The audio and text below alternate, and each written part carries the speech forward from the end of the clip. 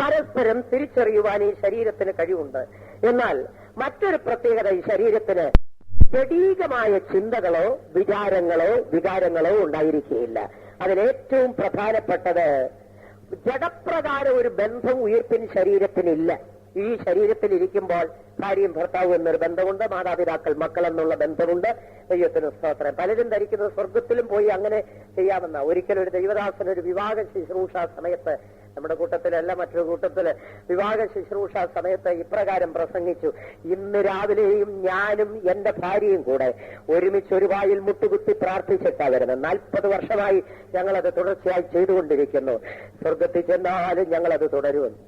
അപ്പോ കല്യാണം കഴിപ്പിക്കാൻ പോവുക, കൈപിടിപ്പിച്ചു കൊടുക്കാൻ പോവുക. അവരോട് പറയാറ്, സ്വർഗത്തിൽ ചെന്നാലും നിങ്ങൾക്ക് ഒരുമിച്ച് ഭർത്താവും ഭാര്യയും കൂടെ ഭാര്യയുടെ മുട്ടുകുത്തി പ്രാർത്ഥിക്കാമെന്ന്. മുട്ടുകുത്തി പ്രാർത്ഥിക്കാമെന്ന് മാത്രമാണോ, പിന്നെന്തൊക്കെയാണോ ഒരു പ്രതീക്ഷിക്കുന്നതെന്ന് എനിക്ക് അറിഞ്ഞുകൂടാ.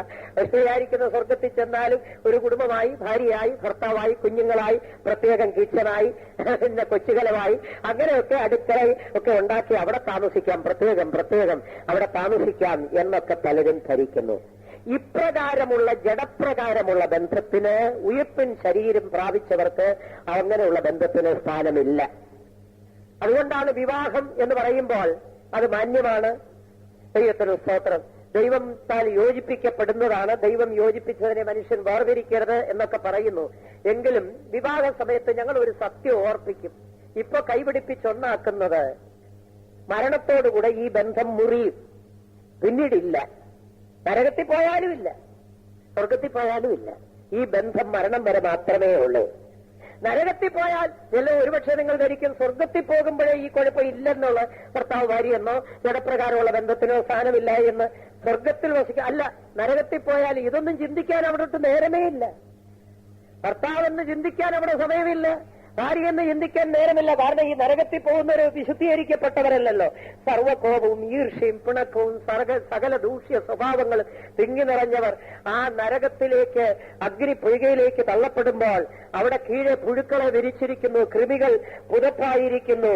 അങ്ങനെയുള്ള നരകത്തിലേക്ക് തള്ളപ്പെടുമ്പോൾ എടി ശോശാമ്മ ഇങ്ങോട്ട് വന്നേന്ന് വിളിക്കാൻ ഇവിടെ നേരം ചൊറിയുണ്ടായോ? അതിനുള്ള നേരമേ ഉള്ളൂ. ഇത് മൊത്തം ശരീരത്തിൽ പുഴുകേറി ചൊറിഞ്ഞുകൊണ്ട് കിടക്കുകയല്ലാതെ ഭർത്താവെ അച്ചായ എന്ന് വിളിക്കാനും നേരമില്ല. അത് കാണുമ്പോഴത്തേക്ക്, കാരണം ഈ അവിടേക്ക് ചെല്ലുന്നവര്, ഞാൻ ആരംഭത്തിലെ പറഞ്ഞല്ലോ വിശുദ്ധീകരിക്കപ്പെട്ടവരല്ലെന്ന്. ഈ ഇറിറ്റേഷൻ, ഈ പുഴുവും ഈ കൃമികളും എല്ലാം കൂടെ ശരീരത്തിൽ പൊതിഞ്ഞ് അഗ്നി ജ്വാലയ്ക്കകത്ത് കിടക്കുമ്പോൾ മറഞ്ഞിരിക്കുന്ന സകല സ്വഭാവങ്ങളും വെളിയിൽ വരുന്ന സമയമാണത്. ആ തീജ്വാലയിലേക്ക് ഒരു മനുഷ്യന്റെ മാക്സിമം കോപം വെളിപ്പെടുന്ന അവിടെ, മാക്സിമം ഈർഷ്യ വെളിപ്പെടുന്ന അവിടെ. കാരണം ഈ തീജ്വാലയിലേക്ക് വലിച്ചെറിയപ്പെടുകയല്ലേ, കൃമികൾ പുതപ്പല്ലേ, പുഴുക്കൾ മെത്തയായിരിക്കുകയല്ലേ, അതിനകത്ത് കിടക്കുമ്പോൾ അകത്ത് മറഞ്ഞു കിടക്കുന്ന സകല സ്വഭാവങ്ങളും വെളിയിൽ വരും. ദൈവത്തിന് സ്തോത്രം. മാത്രമല്ല അവരുടെ എല്ലാ ദൂഷ്യ സ്വഭാവങ്ങളും വെളിപ്പെടുത്തിക്കൊണ്ടിരിക്കും. ആ സമയത്ത് അടുത്തൊരാൾ വരുന്നത് തന്നെ അല്പം പോലും ഇഷ്ടമല്ല. ഒരിക്കൽ ഒരു മകൻ വന്ന് പറഞ്ഞത് ഞാനിപ്പോഴും ഓർക്കുന്നു. അവന്റെ ശരീരത്തെ ഒരു പാട് കാണിച്ചുകൊണ്ട്, അപ്പച്ച എനിക്ക് വേണ്ടി പ്രാർത്ഥിക്കാൻ. എന്തോ പറ്റിയതാ? എന്റെ അമ്മ എന്നെ എറിഞ്ഞതാ. അതെന്തിനാ എറിഞ്ഞ? നീ വല്ല കുസൃതി കാണിച്ചു? ഒന്നുമില്ല. സംഭവം ഈ സഹോദരി അടുക്കളയിൽ പാചകം ചെയ്തുകൊണ്ടിരിക്കുമ്പോൾ വിറകത്ര ഉണങ്ങിയതല്ലായിരുന്നു, പുക ഇങ്ങനെ വന്നുകൊണ്ടിരുന്നു. അത് ഇങ്ങനെ ഊതി കത്തിക്കാനുള്ള ശ്രമത്തിനിടയിൽ കണ്ണും മുഖവും എല്ലാം ഇങ്ങനെ വീങ്ങി. കാരണം ഉച്ചയ്ക്ക് ഭക്ഷണം കൊടുക്കണ്ടേ. ഇങ്ങനെ ബന്ധപ്പെട്ട ഇത് കത്തിച്ചുകൊണ്ടിരിക്കുന്ന സമയത്താണ് ഇവൻ വന്ന് ഏതാണ്ടൊന്ന് ചൊറിഞ്ഞുകൊണ്ട് പറഞ്ഞു.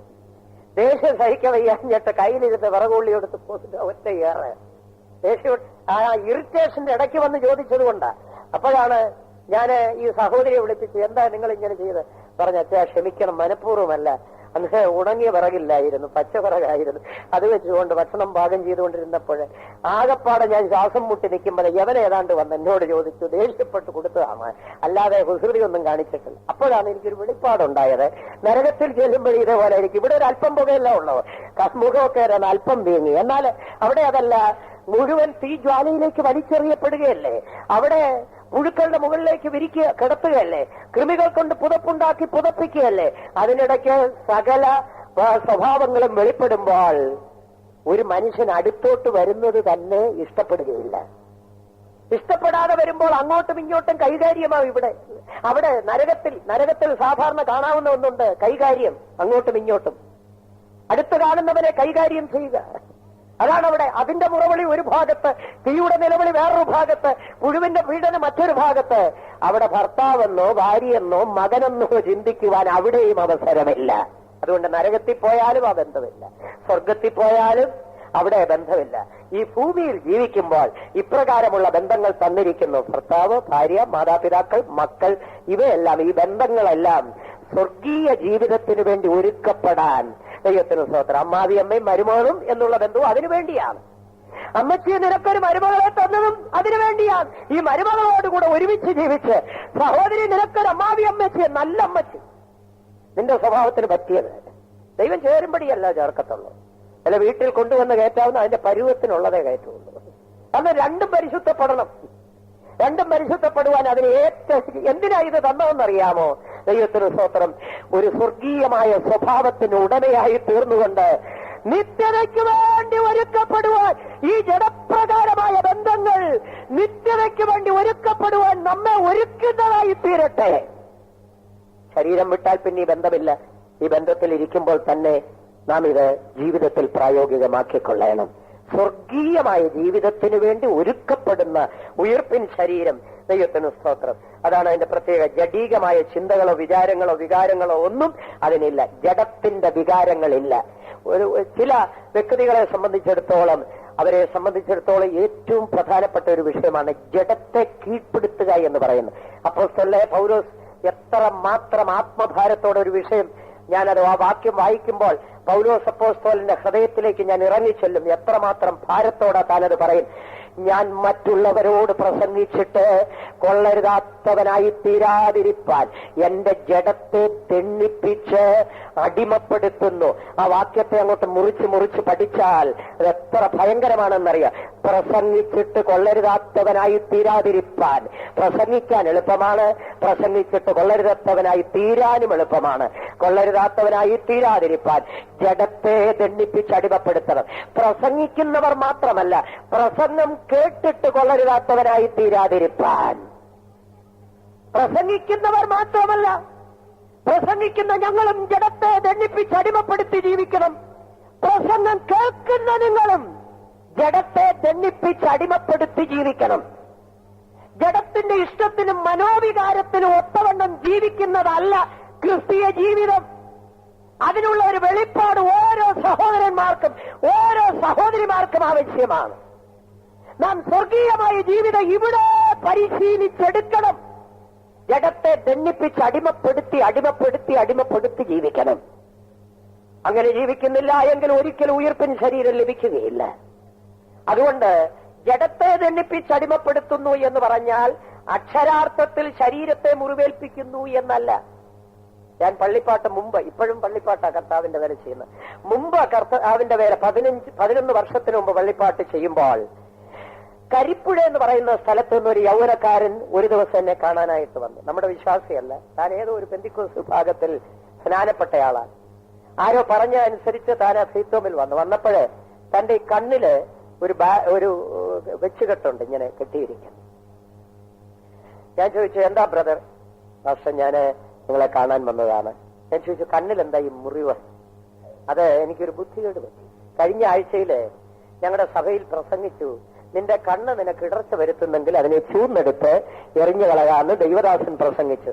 എന്റെ കണ്ണിന്മേൽ എന്റെ ഭാഷ എനിക്ക് ഒരു ജയവുമില്ല. ഞാൻ അനേക ദിവസം ഉപവസിച്ചു നോക്കി, പ്രാർത്ഥിച്ചു നോക്കി, എല്ലാം ചെയ്തിട്ടും കണ്ണ് എനിക്ക് ഇടർച്ചയാണ്. ഞാൻ ഇന്നലെ കഴിഞ്ഞ ദിവസം രാത്രിയില് ഒരു കത്തിയെടുത്ത് എന്നെ ചൂന്നെടുക്കാൻ തന്നെ തീരുമാനിച്ചു. കത്തിയെടുത്ത് കണ്ണിലോട്ട് കുത്തിയപ്പോഴാണ് ഏതോ ഒരു പെട്ടെന്നൊരു ചിന്തയുണ്ടായി. അതിന്റെ അമ്മ കണ്ടു, ഈ പയ്യന്റെ അമ്മ. ഇവനൊരു 10% മാനസിക രോഗിയോടാണെന്ന് ധരിച്ചോ, അതുകൊണ്ടാണല്ലോ ഇത് ചെയ്തത്. അമ്മ കണ്ട് ചാടി വീണ് കൈക്ക് പിടിച്ചു മാറ്റിയത് കൊണ്ട് ഒരു ചെറിയ മുറിവേ ഉണ്ടായുള്ളൂ. രാത്രിയിൽ തന്നെ ഒക്കെയെടുത്ത് കാറിനകത്ത് കയറ്റി ആശുപത്രിയിൽ കൊണ്ടുപോയി. അപകടകരമായ നിലയിൽ വന്നില്ല. അതുകൊണ്ട് ഒരു ബാൻഡേജ് ഇട്ട് ഇങ്ങനെ കെട്ടി, കണ്ണു മൂടി കെട്ടിക്കൊണ്ട കാണാൻ എന്റെ അടുക്കൽ വന്നത്. അപ്പോ ഞാൻ പറഞ്ഞു കൊടുത്തു, കാര്യങ്ങൾ വ്യാഖ്യാനിക്കുന്നതിൽ വരുന്ന പാകപ്പിഴ കണ്ടു. ജഡത്തെ ദണ്ഡിപ്പിച്ച് അടിമപ്പെടുത്തുക എന്ന് പറഞ്ഞാൽ മർദ്ദിച്ചടിമപ്പെടുത്തുകയല്ല. ഒരിക്കൽ ഒരു ഒരു ഒരു വിശ്വാസി തലക്കിട്ടിങ്ങനെ ഇടിക്കുന്നു. ബ്രദർ കണ്ടു. എന്താ നിങ്ങൾ ഇങ്ങനെ പ്രാർത്ഥിക്കുന്നതിന്റെ ഇടയ്ക്കാ ഇങ്ങനെ ഇടിക്കുന്നു. അത് സഭയുടെ നടത്തിപ്പുകാരൻ കണ്ടു. പ്രാർത്ഥന കഴിഞ്ഞിട്ട് അദ്ദേഹത്തെ വിളിച്ചു, എന്താ നിങ്ങൾ ഇങ്ങനെ തലക്കിട്ട് ഇടിച്ചത് എന്ന് ചോദിച്ചപ്പോ, എന്റെ പാസ്റ്റർ, എനിക്ക് ചിന്തയിൽ പ്രാർത്ഥനയ്ക്കിരിക്കുമ്പോൾ മലിനമായ ചിന്തകൾ വരുന്നു, അതിനിട്ട് ഇടിച്ചതാണ്. ചിന്തകൾ വരുന്നത് കൊണ്ട് തലക്കിടിച്ച ചിന്തകൾ മാറുമോ? ജഡത്തിന്റെ ചിന്തകൾ മാറുകയില്ല. അതിനെന്തോ ഒരു മർമ്മം. പാസ്റ്റർ അന്നേരം ഒരു മർമ്മം പറഞ്ഞു കൊടുത്തു. നിങ്ങളുടെ വീട്ടിലെ കാസറ്റുകൾ ഉണ്ടല്ലോ, സിനിമാ പാട്ടുകളൊക്കെ റെക്കോർഡ് ചെയ്തിരിക്കുന്ന കാസറ്റുകൾ, അത് ടേപ്പ് റെക്കോർഡറിനകത്ത് ഇട്ടാല് യേശുദാസന്റെ പാട്ട്, ചിത്രയുടെ പാട്ടൊക്കെ ഇങ്ങനെ കേൾക്കാം.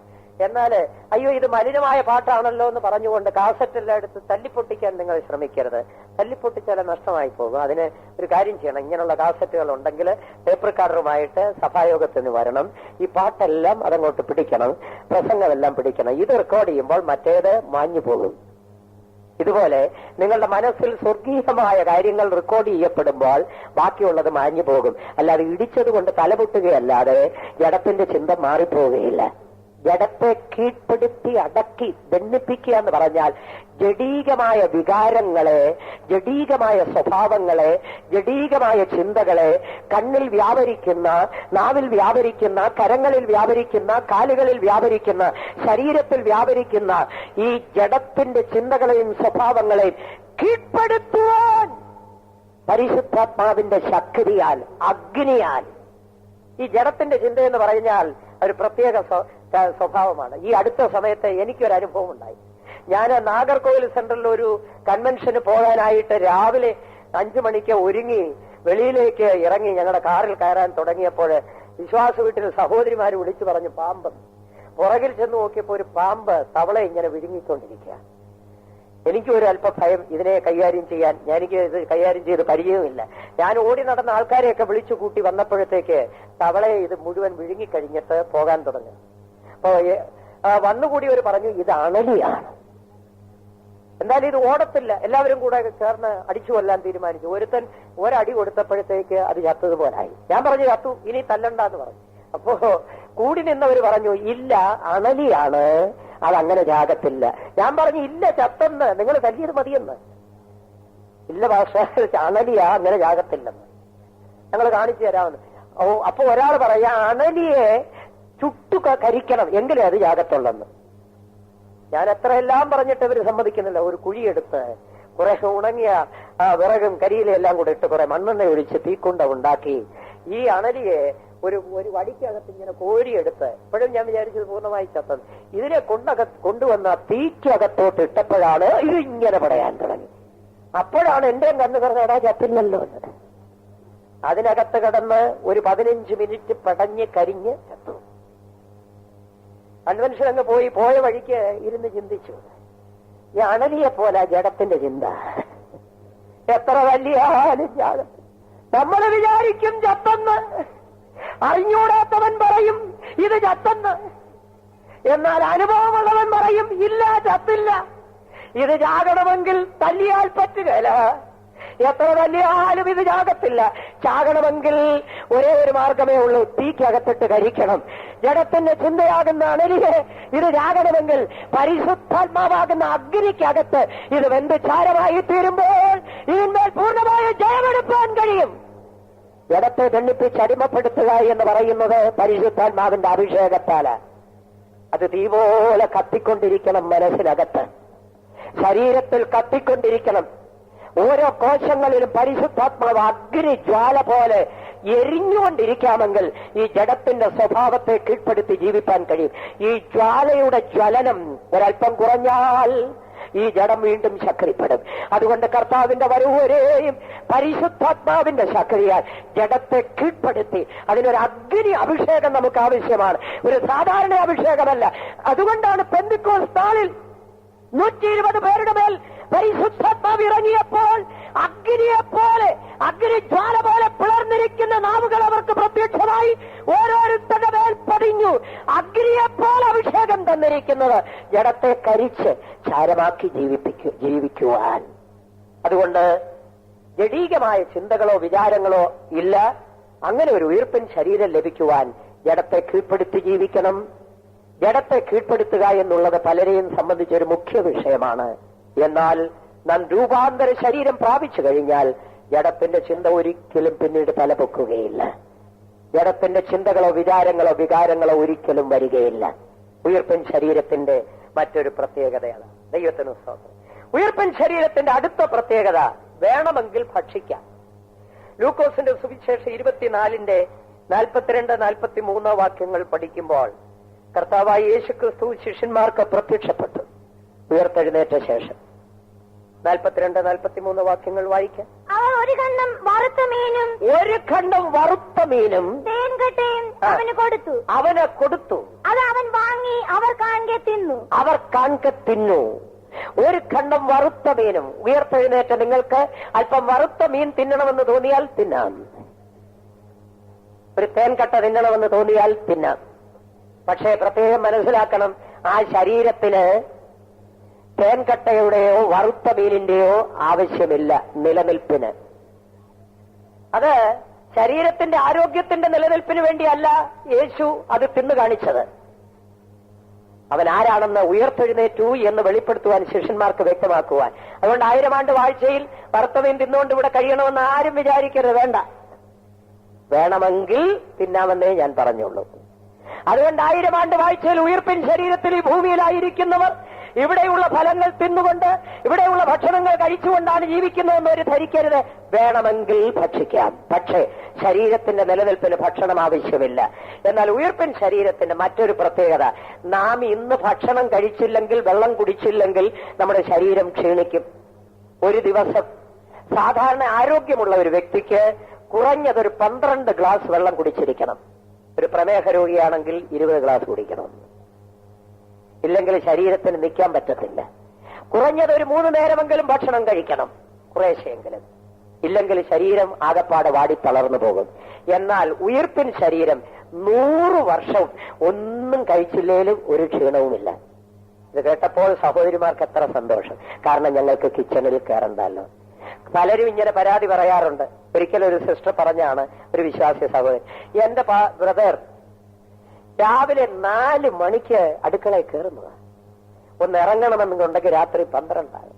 ഓരോരുത്തർക്ക് അവരവരുടെ പരുവത്തിന് ഉണ്ടാക്കി കൊടുത്ത് എല്ലാരെയും ഒന്ന് പോഷിപ്പിച്ചിറങ്ങണമെങ്കിൽ 12 മണി. ഇത് തീരുമോ എന്ന് ഞാൻ അതിന് മറുപടി പറഞ്ഞു, നിങ്ങൾ ഉയർപ്പിക്കപ്പെട്ടു കഴിഞ്ഞാൽ പിന്നീട് അടുക്കളയിൽ കയറണ്ട. ദൈവത്തിന് സ്തോത്രം. ഭക്ഷണം ഉണ്ടാക്കേണ്ട ആവശ്യമില്ല. ഉയിർപ്പിൻ ശരീരത്തിന് ഭക്ഷണം ആവശ്യമില്ല. അടുത്ത യോഗ്യതയോടെ പറഞ്ഞുകൊണ്ട് ആ വിഷയം നിർത്തട്ടെ. ഉയിർപ്പിൻ ശരീരം പൂർണ്ണമായ ശരീരമായിരിക്കും. ഇവിടെ പ്രായമുള്ള ഒരു 85 വയസ്സുള്ള ഒരു അപ്പച്ചൻ, 90 വയസ്സുള്ള ഒരു അമ്മച്ചി മരിച്ചു, പൂർണ്ണപ്പെട്ട് മരിച്ചു. യേശുക്രിസ്തു വരുമ്പോൾ 85 വയസ്സുള്ള വ്യക്തിയായിട്ടല്ല ഉയർക്കുന്നത്, 90 വയസ്സുള്ള അമ്മച്ചിയുമായിട്ടല്ല. ഒരു നിങ്ങൾ ഒരുപക്ഷെ ധരിക്കും ഒരു വടിയൊക്കെ കുത്തിപ്പിടിച്ച് കൂനി ഒരമ്മച്ചി ഉയർത്തെഴുന്നേറ്റ് വരും. ഇല്ല, ഈ അമ്മച്ചി 90 വയസ്സുള്ള അമ്മച്ചി ഉയർക്കുന്നത് നല്ല യൗവനത്തോടുകൂടെ. ദൈവത്തിന് സ്തോത്രം. ഇപ്പൊ അമ്മച്ചിമാരുടെ മുഖമെല്ലാം തെളിഞ്ഞു, അപ്പച്ചന്മാരുടെ മുഖത്തിന് പ്രസാദമായി, പ്രകാശമായി. കാരണം ഉയർത്തെഴുന്നേൽപ്പിൻ ശരീരം ലഭിച്ചു കഴിയുമ്പോൾ ഈ ശരീരത്തിന് പിന്നെ പ്രായമില്ല. അതാണ് 110-ാം സങ്കീർത്തനത്തിൽ വായിക്കുന്നത്, നിന്റെ സേനാ ദിവസത്തിൽ ഉഷസിന്റെ ഉദരത്തിൽ നിന്ന് യുവാക്കളായ മഞ്ഞ നിനക്ക് പുറപ്പെടുന്നു. 110:4. വിശുദ്ധ വസ്ത്ര അലങ്കാരത്തോടുകൂടെ ഉഷസിന്റെ ഉദരത്തിൽ നിന്ന് യുവാക്കളായ മഞ്ഞ നിനക്ക് വരുന്നു. യുവാക്കളായ മഞ്ഞ് ഉയർത്തെഴുന്നേൽപ്പിനെ കുറിച്ചുള്ള ഒരു പ്രവചനമാണ്. ദൈവത്തിന് സ്തോത്രം. വിശുദ്ധ വസ്ത്ര അലങ്കാരത്തോടുകൂടെ ഉഷസിന്റെ ഉദരത്തിൽ നിന്ന് യുവാക്കളായ മഞ്ഞ് എന്ന് പറഞ്ഞാൽ ദൂരെ നിന്നുകൊണ്ട് ആത്മദൃഷ്ടിയിൽ നോക്കുമ്പോൾ മഞ്ഞുപോലെ വെണ്മയായ നിറത്തോടുകൂടെ യുവാക്കളായി ഒരു കൂട്ടർ നിനക്ക് വരുന്നു എന്നാ നിന്റെ സേനാ ദിവസത്തിൽ. ദൈവത്തിന് സ്തോത്രം. യേശുക്രിസ്തുവിന്റെ അടുക്കലേക്ക് ഉയർത്തെഴുന്നേറ്റ് കരേറിപ്പോകുന്ന വിശുദ്ധന്മാരെ ആത്മാവിൽ കണ്ടുകൊണ്ട് സങ്കീർത്തനക്കാരൻ എഴുതി വയ്ക്കുകയാണ്. വിശുദ്ധ വസ്ത്രാലങ്കാരത്തോടുകൂടെ ഉഷസിന്റെ ഉദരത്തിൽ നിന്ന് യുവാക്കളായ മഞ്ഞ് പുറപ്പെട്ടു വരുന്നു. ദൈവത്തിന് സ്തോത്രം. ഈ ഉയിർപ്പിൻ ശരീരത്തിന് മറ്റൊരു പ്രത്യേകത കൂടെയുണ്ട്, രോഗമില്ല. നാം ഇന്ന് ഭയപ്പെടുന്നു. ദൈവത്തിന് സ്തോത്രം. രാവിലെ പലരും നോക്കിയാല് രാവിലെ നോക്കിയാല് ഇവിടെങ്ങുമില്ല. പട്ടണങ്ങളിൽ ചെന്നാൽ 4 മണിക്ക് 5 മണിക്ക് എല്ലാവരും നടപ്പാ. ഒരു ദിവസം രാവിലെ ഞാൻ തൂത്തുക്കുടി എന്ന് പറയുന്ന സ്ഥലത്ത് രാവിലെ ഒരിടത്തോട്ട് ഇങ്ങനെ കാറിൽ യാത്ര ചെയ്യുമ്പോൾ ഒരു വല്യമ്മച്ചി അടുത്തൊരു വല്യപ്പച്ചനും ഭർത്താവും ഭാര്യ കൈക്ക് പിടിച്ചുകൊണ്ട് മോർണിംഗ് വാക്കാ ഇങ്ങനെ നടന്ന് കഷ്ടപ്പെട്ട് നടന്നു പോന്നു. ഞാൻ ഇത്തിരി നേരം നോക്കി നിന്നു. എന്റെ കൂടെ ഉണ്ടായിരുന്ന അയ്യോ എന്തൊരു ബന്ധപ്പാടാ. മോർണിംഗ് വാക്ക് എന്തിനു വേണ്ടിയാണെന്ന് അറിയാവുന്നത്? ബ്ലഡ് പ്രഷർ, ഹാർട്ട് അറ്റാക്ക് തുടങ്ങിയ രോഗങ്ങളെ ഭയപ്പെടുന്നത് കൊണ്ടാണ് ഇതിനുവേണ്ടി ഇതൊക്കെ ചെയ്യുന്നു. രാവിലെ എക്സസൈസ് അല്ലെങ്കിൽ വ്യായാമം, മാത്രമല്ല ഭക്ഷണ ക്രമീകരണം.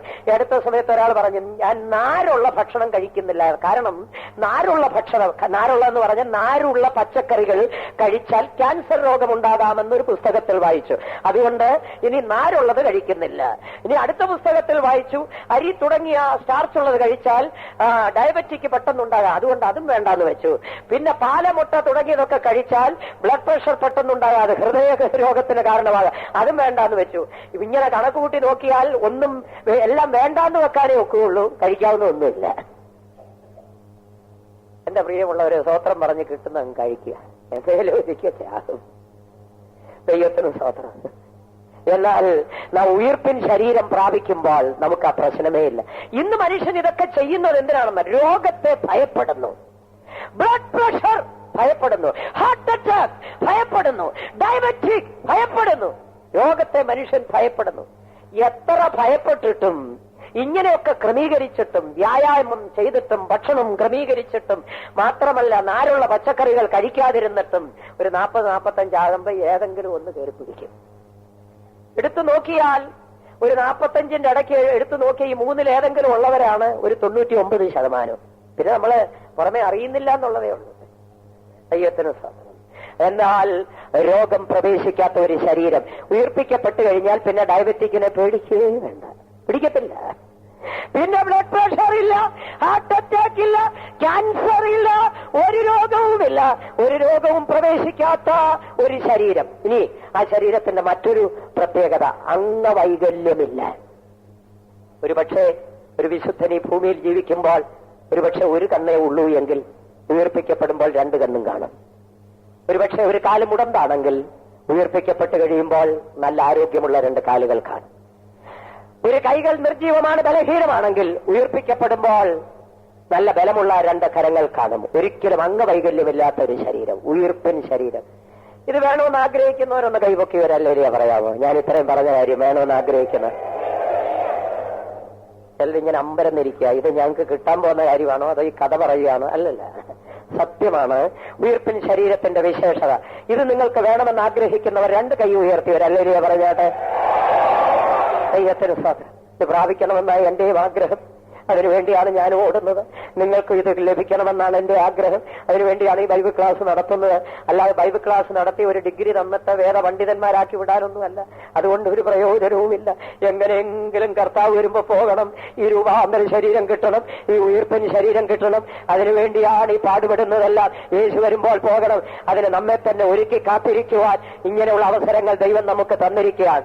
കൃപായുഗത്തിന്റെ ഒടുവിൽ ജീവിതം പൂർണ്ണമാക്കപ്പെട്ട വിശുദ്ധന്മാർ, ക്രിസ്തുവിൽ മരിച്ചവർ യേശു ക്രിസ്തുവിന്റെ രഹസ്യപരവിൽ എടുക്കപ്പെടുന്നു. ജീവനോടിരിക്കുന്നവർ രൂപാന്തരപ്പെട്ട് കർത്താവിനെ എതിരേൽപ്പാൻ മേഘങ്ങളിൽ എടുക്കപ്പെടുന്നു. കൃപായുഗം അവസാനിക്കുന്നു. 6ാം യുഗം. അടുത്തത് 7ാം യുഗ ഉപദ്രവകാലമാണ്. സഭയിൽ നിന്ന് പൂർണ്ണമാക്കപ്പെട്ടവർ മാത്രം എടുക്കപ്പെട്ടതിന് ശേഷം ഒരു കൂട്ടർ കൈവിടപ്പെടുന്നു. കൈവിടപ്പെടുന്നവർ സഭയെ 2ആയിട്ടാണ് തിരിക്കുന്നത്. പരിശുദ്ധാത്മാവിന്റെ അഭിഷേകം പ്രാപിച്ചിട്ട് കൈവിടപ്പെട്ടവർ. 2, പരിശുദ്ധാത്മാവിന്റെ അഭിഷേകത്തെ പ്രാപിച്ചിട്ട് കൈവിടപ്പെട്ടവർ എന്ന് പറഞ്ഞാൽ പരിശുദ്ധാത്മാവിന്റെ അഭിഷേകത്തെ പ്രാപിച്ചിട്ട് അത് നിലനിൽക്കുമ്പോൾ തന്നെ കൈവിടപ്പെട്ടവർ. മറ്റൊരു കൂട്ടർ പരിശുദ്ധാത്മാവിന്റെ അഭിഷേകത്തെ പ്രാപിച്ചിട്ട് നഷ്ടപ്പെടുത്തി കൈവിടപ്പെട്ടവർ. അങ്ങനെ 2ആയിട്ട് തിരിക്കാം. പരിശുദ്ധാത്മാവിന്റെ അഭിഷേകം പ്രാപിച്ചിട്ട് അഭിഷേകം അവരിൽ നിലനിൽക്കവേ കൈവിടപ്പെടുന്ന ഒരു കൂട്ടരുണ്ട്. അവർ രക്തസാക്ഷികളായി മരിക്കും. ഉപദ്രവകാലത്തിങ്കൽ അവർ പീഡിപ്പിക്കപ്പെടും. അവർക്ക് 2 വിധ പീഡയാണ് ഉണ്ടാകുന്നത്.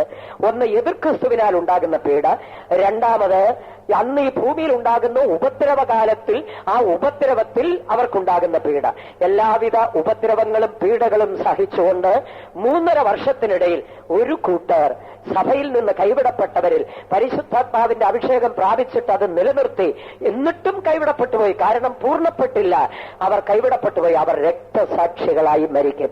അവരെ ചേർക്കുവാൻ കർത്താവായ യേശു ക്രിസ്തു മധ്യാകാശത്തിൽ വരുമെന്ന് മത്തായിയുടെ സുവിശേഷം 24-ന്റെ 30-31 വാക്യങ്ങളിൽ വായിക്കുന്നു. വായിക്കാം. മത്തായിയുടെ സുവിശേഷം 24:30-31. അപ്പോൾ മനുഷ്യപുത്രന്റെ അടയാളം ആകാശത്ത് വിളങ്ങും.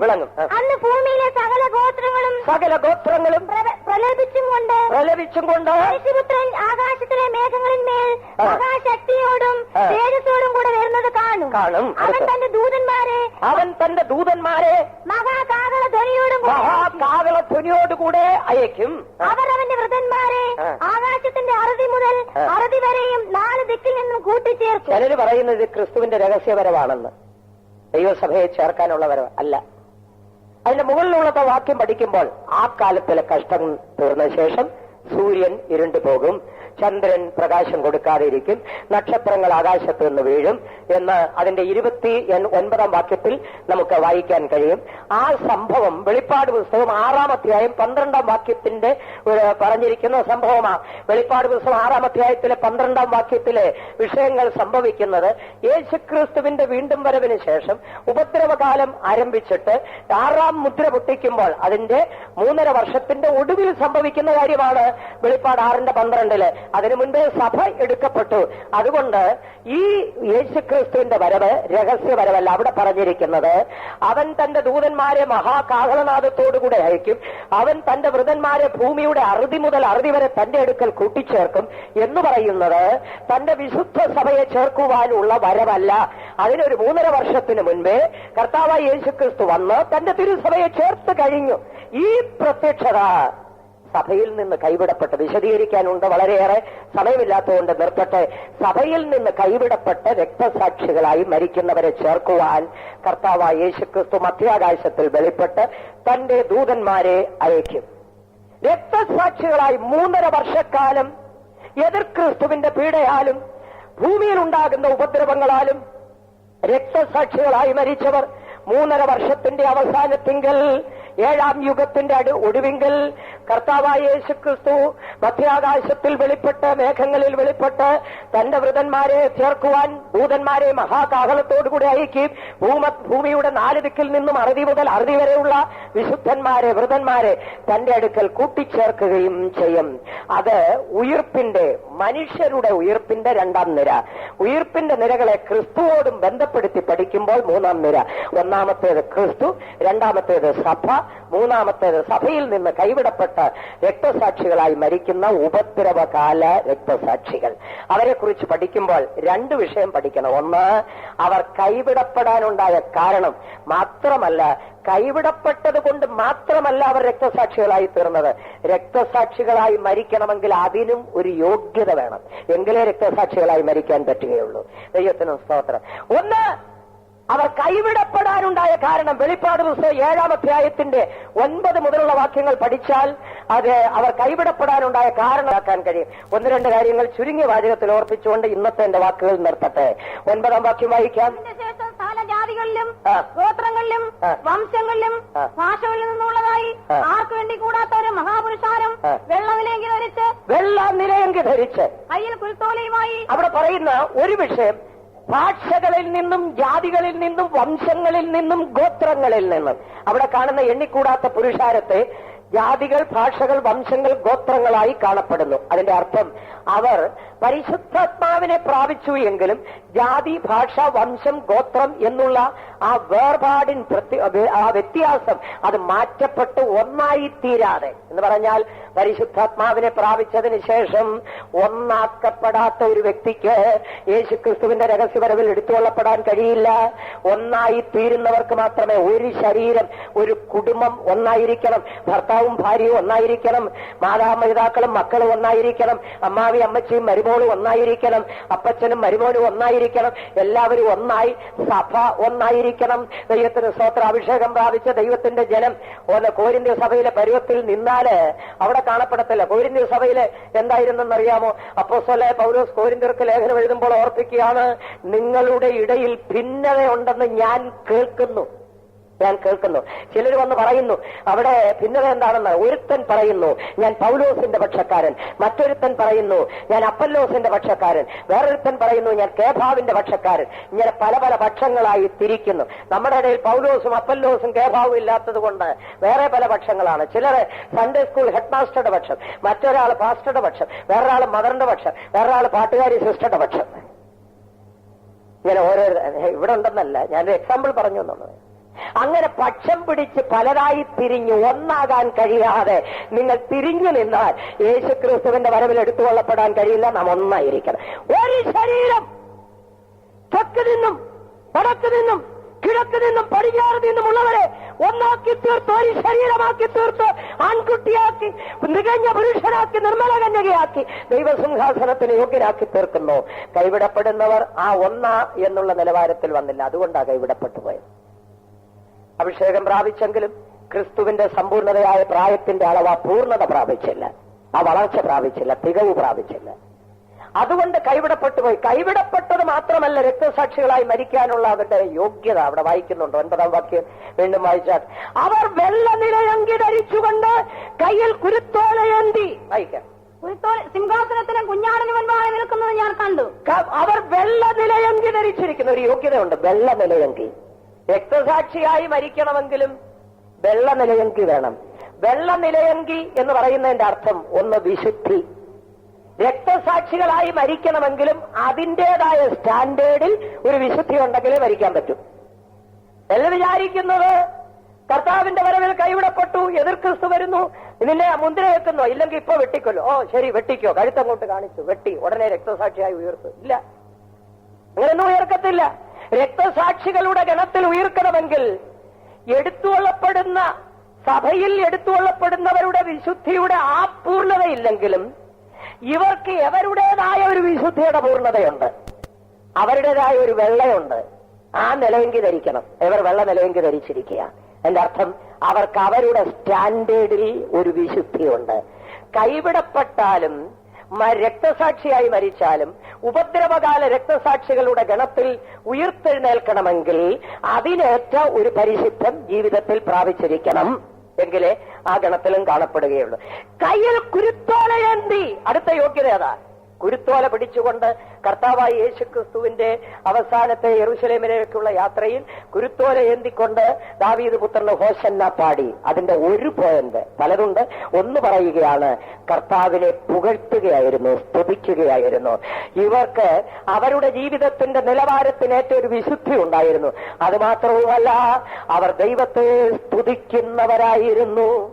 എങ്കിലേ സ്തുതിക്കുന്ന സ്വഭാവം ഉണ്ടെങ്കിൽ കർത്താവിന്റെ രഹസ്യവരവിൽ കൈവിടപ്പെട്ടു പോയാൽ രക്തസാക്ഷിയായി മരിക്കണമെങ്കിൽ ചിലരെ ഇരുത്തി ഇടിച്ച ഒരു സ്വത്രം വായിന്ന് വീഴത്തില്ല. അയ്യോ, എന്തെല്ലാം മർദ്ദനമുറകൾ പ്രയോഗിച്ചാൽ വായൊന്ന് തുറന്നൊരു സ്വത്രം പറയത്തില്ല. രക്തസാക്ഷിയായി പോലും മരിക്കാൻ പറ്റുകയില്ല കേട്ടോ. രക്തസാക്ഷിയായി മരിക്കണമെങ്കിലും അതിനും ഒരു യോഗ്യത വേണം. അവരും കുരുത്തോല കയ്യിലേന്തി സ്തുതി പാടുന്നവരാണ്. ദൈവത്തിന് സ്തോത്രം. അടുത്തത്, അവർ സിംഹാസനത്തിന് മുൻപിലാണ്. അവർ സിംഹാസനത്തിന് മുൻപിലാണ്. അവിടെ സിംഹാസനത്തിന് മുമ്പിൽ ഇരിക്കണമെങ്കിൽ ഇവിടെ സിംഹാസനത്തിന് മുമ്പിൽ ജീവിക്കുന്നവരായിരിക്കണം. ദൈവസിംഹാസനത്തിന് മുൻപിൽ എന്ന് പറഞ്ഞാൽ അതൊരു പ്രത്യേക നിലവാരമാണ്. ദൈവസിംഹാസനത്തിന് മുൻപിൽ മറ്റൊരവസ്ഥ പറയുമ്പോൾ അവർ ആരാധിക്കുന്നു. ഇവിടെ ആരാധിക്കുന്നവർക്ക് മാത്രമേ ഈ ഗണത്തിൽ കാണപ്പെടുവാൻ കഴിയൂ. അതുകൊണ്ടാണ് പരിശുദ്ധാത്മാവിനെ പ്രാപിച്ചവർ സത്യത്തിലും ആത്മാവിലും ആരാധിക്കുന്നവരാണ് രക്തസാക്ഷികളായി മരിക്കുന്നത്. രക്തസാക്ഷികളായി മരിച്ച് ആ ഗണത്തിൽ ഉയർപ്പിക്കപ്പെടണമെങ്കിൽ അവർക്ക് അവരുടേതായ ഒരു വിശുദ്ധിയുണ്ട്, അവരുടെ നിലയ്ക്കേറ്റ ഒരു ജയജീവിതമുണ്ട്, അവരുടെ നിലയ്ക്കേറ്റ ഒരു സ്തുതിയുണ്ട്, അവരുടെ നിലയ്ക്കേറ്റ ഒരു ആരാധനയുണ്ട്. അതുമാത്രമല്ല, അവർ കുഞ്ഞാടിന്റെ രക്തത്തിൽ തങ്ങളുടെ അങ്കി അലക്കി വെളുപ്പിച്ചതാണ്. അവർ യേശുവിന്റെ രക്തത്താൽ അവരുടെ നിലവാരത്തിന് ഏറ്റവണ്ണം പരിശുദ്ധ പരിശുദ്ധപ്പെട്ടവരാണ്. അങ്ങനെയുള്ളവർക്ക് മാത്രമേ സഭയിൽ കൈവിടപ്പെട്ടിട്ട് രക്തസാക്ഷികളായി മരിച്ചാലും ഈ നിരയിൽ ഉയർത്തെഴുന്നേൽക്കുവാൻ കഴിയുകയുള്ളൂ. ദൈവത്തിന് സ്തോത്രം. പ്രിയമുള്ളവരെ, നമുക്ക് രക്തസാക്ഷിയായി മരിച്ചിട്ട് ഉയർക്കാൻ നോക്കണ്ട, ആ ഗണത്തിലോട്ട് പോവുകയും വേണ്ട. നമ്മുടെ ലക്ഷ്യം ഒന്നാം പുനരുത്ഥാനത്തിൽ ഏറ്റവും നല്ല ഉയർപ്പ്, ഒരു ജയജീവിതം. കണ്ണുകളെ അടയ്ക്കാം, മുഴങ്കാൽ മടക്കാം, അതാണ് നമ്മുടെ ലക്ഷ്യം. അതിനുവേണ്ടി നമ്മെ ഒരുക്കി കാത്തിരിക്കാം. നമുക്കൊരു രൂപാന്തര ശരീരം ലഭിക്കാൻ പോവുകയാണ്, ഉയർപ്പിന് ശരീരം ലഭിക്കുവാൻ പോവുകയാണ്. അത് പരിശുദ്ധാത്മാവിന്റെ വ്യാപാര ശക്തിയാലാണ്. ഒരു 2 നിമിഷം നാം നിർത്തുവാൻ പോവുകയാണ്. ഒരു 2 നിമിഷം. പരിശുദ്ധാത്മാവിന്റെ വ്യാപാര ശക്തി ഒരു അഗ്നിയെ പോലെ പലരും തങ്ങളുടെ ജഡത്തെ കീഴ്പ്പെടുത്തുവാൻ ബുദ്ധിമുട്ടുന്നു. ജഡത്തിന്റെ വികാരങ്ങളെ, ജഡത്തിന്റെ സ്വഭാവങ്ങളെ അതൊരിക്കലും മാനുഷികമായ മുഷ്ടി ഉപയോഗിച്ച് ഇതിനെ കീഴ്പ്പെടുത്താവതല്ല. പരിശുദ്ധാത്മാവാകുന്ന അഗ്നി നമ്മുടെ മനസ്സിൽ കത്തിയെരിയുമ്പോൾ, ഹൃദയത്തിൽ കത്തിയെരിയുമ്പോൾ, ശരീരത്തിൽ ഓരോ അവയവങ്ങളിൽ കത്തിയെരിയുമ്പോൾ നമ്മുടെ ജഡത്തിന്റെ ചിന്തകൾ, ജഡത്തിന്റെ സ്വഭാവങ്ങൾ, ജഡത്തിന്റെ വിചാരങ്ങൾ, ജഡത്തിന്റെ പ്രവൃത്തികൾ പൂർണ്ണമായും കത്തിച്ചാരമായി തീർന്ന് ഒരു പരിശുദ്ധ ജീവിതം ചെയ്യുവാൻ നമുക്ക് സാധിക്കും. അതിനുവേണ്ടി നമ്മെ സമർപ്പിക്കാം. ഇന്ന് രാത്രി വേളയിൽ കർത്താവ് നമുക്കൊരു അഗ്നി അഭിഷേകം തരട്ടെ. സ്വർഗീയമായ അഗ്നി ഓരോരുത്തരും കത്തി എരിയട്ടെ, മനസ്സിൽ കത്തി എരിയട്ടെ. നിങ്ങളുടെ സ്വയപരിശ്രമത്താൽ ജഡത്തെ കീഴ്പ്പെടുത്താൻ പലപ്പോഴും പരിശ്രമിച്ചിട്ട് പരാജയപ്പെട്ട നിലവാരത്തിലാണ് ഇന്ന് രാത്രി വേളയിൽ ഈ ബൈബിൾ ക്ലാസ്സിൽ ഇരിക്കുന്നതെങ്കിൽ നിങ്ങളുടെ സ്വയപരിശ്രമങ്ങളെ മാറ്റിവെച്ചിട്ട് പരിശുദ്ധാത്മാവാകുന്ന അഗ്നി നിങ്ങളുടെ ശരീരത്തിലേക്ക് ഇറങ്ങി നിങ്ങളെ കത്തിച്ച് ചാരമാക്കി തീർക്കുവാൻ നിങ്ങൾ ഇടം കൊടുക്കുന്നു എങ്കിൽ എവിടെയാണ് നിങ്ങൾക്ക് ജയമില്ലാത്തത്? നിങ്ങളുടെ മനസ്സിലാണോ ജയമില്ലാത്തത്? അവിടെ തന്നെ ഇന്ന് രാത്രിയിൽ തീ കത്തട്ടെ. നിങ്ങളുടെ ഹൃദയത്തിലാണോ ജയമില്ലാത്തത്? അവിടെ തന്നെ ഇന്ന് രാത്രിയിൽ അഗ്നി കത്തട്ടെ. നിങ്ങളുടെ കണ്ണുകളിലാണോ ജയമില്ലാത്തത്? ഇന്ന് രാത്രിയിൽ അഗ്നി കണ്ണുകളിൽ കത്തി ജ്വലിക്കട്ടെ. അധരങ്ങളിലാണോ ജയമില്ലാത്തത്? ഇന്ന് രാത്രിയിൽ അഗ്നി അധരങ്ങളിൽ കത്തിജ്വലിക്കട്ടെ. ആ യെശയ്യാ പ്രവാചകൻ നിലവിളിക്കുന്ന, അയ്യോ ഞാൻ അരിഷ്ട മനുഷ്യൻ, അയ്യോ ഞാൻ നശിച്ചു എന്ന് പറയുമ്പോൾ ദൂതന്മാരിൽ ഒരുത്തൻ കൊടിൽ കൊണ്ട് യാഗപീഠത്തിൽ നിന്നൊരു കനൽ കഷ്ണം എടുത്ത് പ്രവാചകന്റെ നാവിനെ തൊട്ടിട്ട് പറയുന്നു, ഇതാ നിന്റെ അശുദ്ധി പോയിരിക്കുന്നു, നീ വിശുദ്ധീകരിക്കപ്പെട്ടിരിക്കുന്നു. ഇന്ന് രാത്രിയിൽ ഒരു അഗ്നി അഭിഷേകം നിങ്ങൾക്ക് തരാൻ പോവുകയാണ്, ഒരു പ്രത്യേക അഭിഷേകം. എന്തിനു വേണ്ടി? ജഡത്തെ കീഴ്പ്പെടുത്തുവാൻ കഴിയാത്ത ജഡത്തെ കരിച്ചു ചാരമാക്കി തീർക്കുവാൻ, അതിനെ ദഹിപ്പിക്കുവാൻ, ഒരു ജയജീവിതം ചെയ്യുവാൻ, ഒന്നാം പുനരുത്ഥാനത്തിന് യോഗ്യരായി തീരുവാൻ, അവന്റെ വീണ്ടും വരവലെ എടുത്തു കൊള്ളപ്പെടുവാൻ, ഒന്നാം പുനരുത്ഥാനത്തിന് യോഗ്യരാകുവാൻ. അഗ്നി കത്തട്ടെ അപ്പാ, അഗ്നി കത്തിയേറിയട്ടെ. ഓരോ ശരീരത്തിലും ഇപ്പോൾ സ്വർഗീയ തീ കത്തട്ടെ. ഓരോ മനസ്സിലും കത്തട്ടെ, ഓരോ അവയവങ്ങളിലും കത്തട്ടെ, ഓരോ കണ്ണുകളിലും കത്തട്ടെ, ഓരോ കൈകളിൽ കത്തട്ടെ, ഓരോ കാലുകളിൽ കത്തട്ടെ. ഏറ്റവും നല്ല ഉയർപ്പിന് ഞങ്ങൾ യോഗ്യരായി തീരണം. ഏറ്റവും നല്ല ഉയർപ്പിന് യോഗ്യരാകണം. അതിനേറ്റവും അഭിഷേകം ഇന്ന് തരണം, അതിനേറ്റവും ശക്തി ഇന്ന് തരണം. ഓരോരുത്തരുടെ മേൽ വ്യാപരിക്കണം.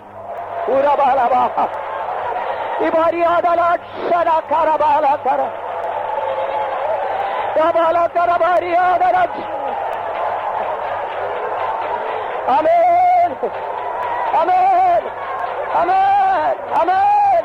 അഗ്നി കത്തട്ടെ പിതാവേ, അഗ്നി കത്തട്ടെ. ഇപ്പോ ജയജീവിതം ഉണ്ടാകട്ടെ. Hallelujah, hallelujah. എന്നിൽ തീ കത്തിക്കാൻ സ്വർഗീയ രാജാവേ,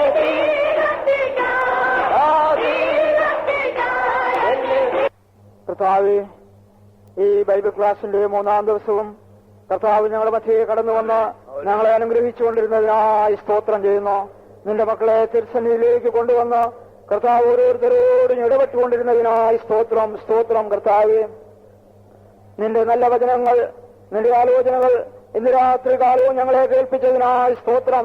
തിരുവചനങ്ങളാൽ നീ ഞങ്ങളെ സന്ദർശിച്ചുകൊണ്ടിരുന്നതിനായി സ്തോത്രം ചെയ്യുന്ന കർത്താവേ, ഞങ്ങളുടെ ആഗ്രഹവും താല്പര്യമൊക്കെ നിന്റെ വരവെന്ന് ഒന്ന് മാത്രമാണുള്ള കർത്താവേ. ആകയാൽ നിന്റെ വരവിന് തടസ്സമായി ഓരോരുത്തരുടെയും ജീവിതത്തിലുള്ളതായ എല്ലാ കുറവശങ്ങളെയും കർത്താവ് മാറ്റേണ്ടതിനായി പ്രാർത്ഥിക്കുന്നു. തിരുവചനപ്രകാരം അന്യമായതെല്ലാം നീക്കിക്കളയുവാൻ ഇന്ന് രാത്രി കാലം വചനം കേട്ട ഓരോരുത്തർക്കും ഇടയാവേണ്ടതിനായി പ്രാർത്ഥിക്കുന്നു.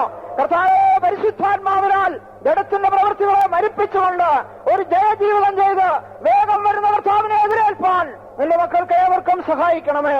കേട്ട വചനം അനുഗ്രഹമായി തീരട്ടെ. വചനപ്രകാരം ഒരു മാനസാന്തരം ജനത്തിന്റെ മധ്യ അയക്കണമേ കർത്താവേ. ആഴമായ പരിശുദ്ധീകരണമുണ്ടായി ഞങ്ങളെല്ലാവരും നിന്നെ എതിരേൽക്കുവാൻ സഹായിക്കേണ്ടതിനായി പ്രാർത്ഥിക്കുന്നു. തിരുവചനങ്ങളെ അറിയിപ്പാൻ നിന്റെ ദാസനെ ശക്തീകരിച്ചതിനായി സ്തോത്രം. ഇനിയും ബലപ്പെടുത്തണമേ കർത്താവേ. നാളെ നടക്കുന്ന ഉപവാസ പ്രാർത്ഥനയും അവസാനമായ കർത്താവെ ഈ ബൈബിൾ ക്ലാസിന്റെ അവസാന യോഗമായ നാളത്തെ യോഗത്തെയും കർത്താവ് അനുഗ്രഹിക്കേണ്ടതിനായി പ്രാർത്ഥിക്കുന്നു. ഇപ്പോൾ കടന്നുപോകുന്നതിന്റെ മക്കളെ സൂക്ഷിക്കും യേശുവിന്റെ നാമത്തിൽ തന്നെ. പിതാവേ, പുത്രനായ യേശു മുഖാന്തരം ഞങ്ങൾക്ക് നൽകുന്നതായ വലിയ ഉദ്ദേശങ്ങൾക്കായി സ്തുതിക്കുന്നു. ക്രിസ്തുവിൽ കൂടെ ഞങ്ങളെ വിളിച്ചല്ലോ, ക്രിസ്തുവിൽ കൂടെ ഞങ്ങളെ തിരഞ്ഞെടുത്തല്ലോ, ക്രിസ്തുവിൽ കൂടെ ഞങ്ങളെ ഇങ്ങനെ ആക്കിയിരിക്കുന്നല്ലോ. സുവിശേഷ സത്യങ്ങളെ അറിയിപ്പാനൊക്കെ വെള്ളം ആ വലിയ ഭാരം ഞങ്ങളെ ഏൽപ്പിച്ചതിനായി സ്തുതിക്കുന്നു കർത്താവേ. അത് മറ്റുള്ളവരോട് അറിയിപ്പാനും ഞങ്ങളോട് തന്നെ അത് പ്രസംഗിപ്പാനും ഞങ്ങൾക്കിടയാക്കുന്നതോട് സ്തോത്രം. വേഗമെന്ന് കർത്താവിനെ ഏൽപ്പാൻ എല്ലാവർക്കും സഹായിച്ചുകൊള്ളും. യേശുവിൻ നാമത്തിൽ, യേശുവിൻ നാമത്തിൽ, യേശുവിൻ നാമത്തിൽ, യേശുവിൻ നാമത്തിൽ, യേശുവിൻ നാമത്തിൽ.